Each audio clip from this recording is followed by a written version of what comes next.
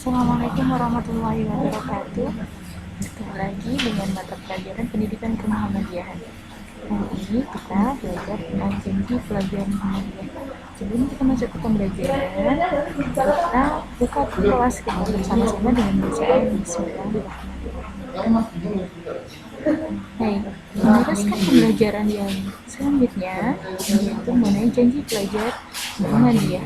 Nah, materi ini disampaikan pada bab 2. Jadi nanti harapannya anak-anak semua setelah mengikuti pembelajaran ini dapat mengaplikasikan nilai-nilai yang terkandung dalam janji pelajar Muhammadiyah. Kita lanjutkan.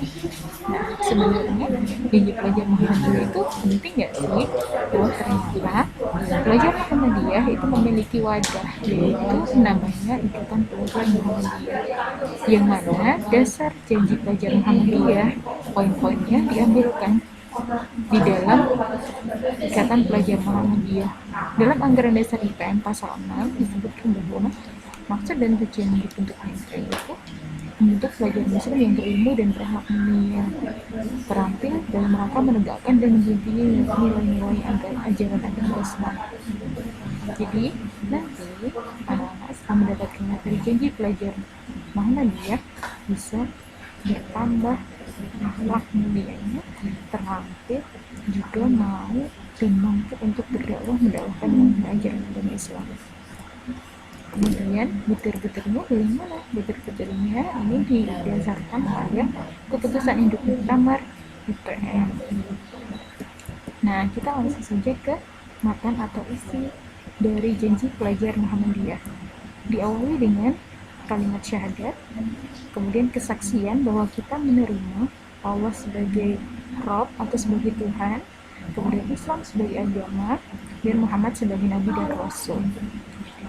Yaitu begini, asyhadu an la ilaha illallah wa asyhadu anna muhammadan rasulullah.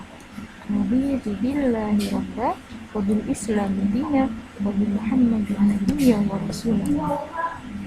Kemudian dilanjutkan dengan matan atau isi dari poin pelajaran Muhammadiyah itu, yaitu yang pertama, berjuang menegakkan ajaran Islam.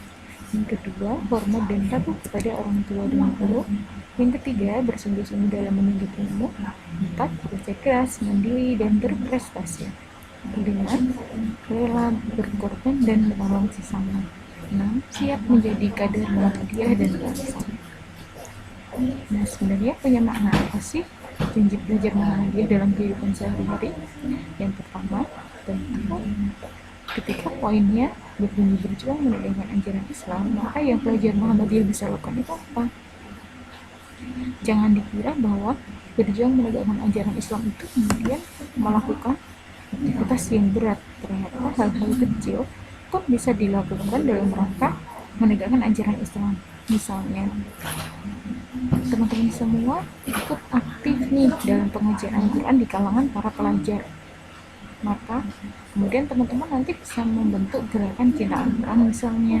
Kemudian selalu mengingatkan kebaikan di kalangan pelajar maupun lingkungan kita, ya, sesuai dengan nilai keislaman.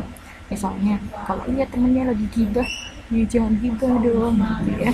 Jadi teman sesuai dengan nilai keislaman. Yang kedua, hormat dan patuh kepada orang tua dan guru.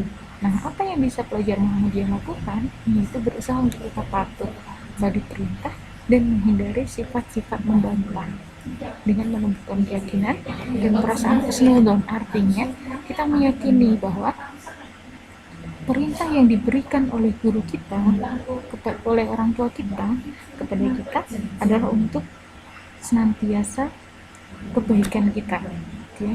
Jadi akan berakibat baik untuk diri kita, sehingga kita harus hormat dan patuh kepada orang tua dan guru. Kemudian senantiasa menjaga sikap dan sopan santun dalam berbuat dan berkata, walaupun kepada orang tua kita, orang yang selalu kita kenal, yang sudah kita kenal, yang selalu kita temui dalam kehidupan sehari-hari, kita pun juga harus senantiasa menjaga kata-kata dan perilaku kita agar tetap baik di hadapan kedua orang tua kita dan guru kita.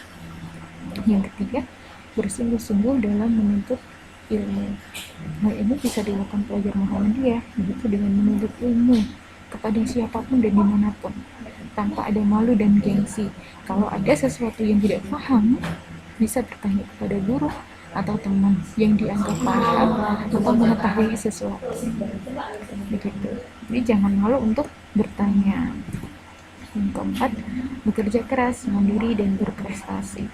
Nah, pelajar Muhammadiyah itu harus terdorong untuk terus tekun berusaha, giat dalam bekerja dan berusaha secara mandiri, menjauhkan diri dari ketergantungan kepada orang lain. Nah, bekerja ini bisa juga dengan bekerja keras, cerdas, dan ikhlas untuk mewujudkan impiannya. Apa yang menjadi impian kita, yaitu yang kemudian harus kita usahakan.